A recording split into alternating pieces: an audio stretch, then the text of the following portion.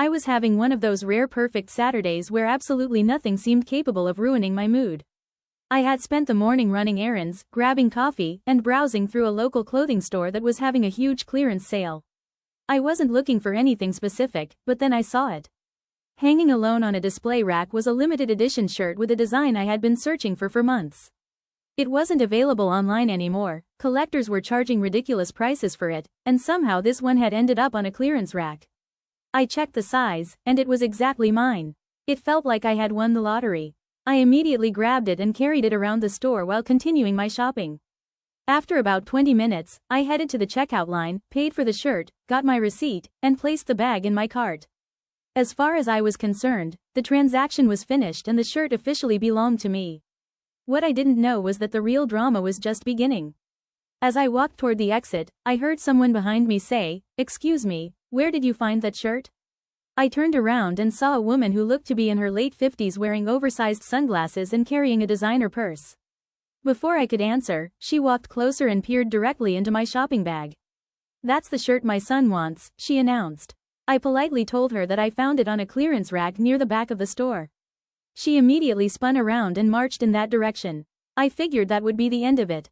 I was wrong. About 5 minutes later, while I was loading groceries into my car, I heard rapid footsteps approaching. The same woman appeared, looking furious. "There aren't any more," she snapped. "That was the last one." I nodded sympathetically and said, "Yeah, I guess I got lucky." Apparently that was the wrong answer. Her face twisted into a look of disbelief. "Well, my son wanted that shirt," she said. "You should sell it to me." At first I thought she was joking. I laughed awkwardly and said I wasn't interested. She crossed her arms and said, "I'll give you $20. The shirt had cost me $15, but it was worth much more than that to me. I politely declined again. She raised the offer to $30, then $40, then $50. Each time I said no. Most people would have accepted the answer and moved on. Not this woman. She suddenly acted as if I had personally offended her. "You're being selfish," she declared. "My son has been looking for that shirt for months." I replied, "Actually, so have I." She stared at me for a moment as if the possibility that someone else might also want the shirt had never occurred to her. Then came the sentence that instantly transformed an ordinary shopping trip into a full HOA Karen encounter. "I am president of my homeowners association," she announced proudly, as though that gave her authority over everyone in the parking lot. I wasn't even sure how that was relevant. We didn't live in the same neighborhood. We weren't discussing property. We were standing outside a clothing store arguing about a shirt. Yet somehow she seemed convinced that her HOA title carried universal power. "People usually cooperate with me," she added. I simply said, "Congratulations, but the shirt isn't for sale." That's when things escalated. She demanded to see my receipt. I asked why. She claimed she wanted proof that I had actually purchased it. I told her that was none of her business.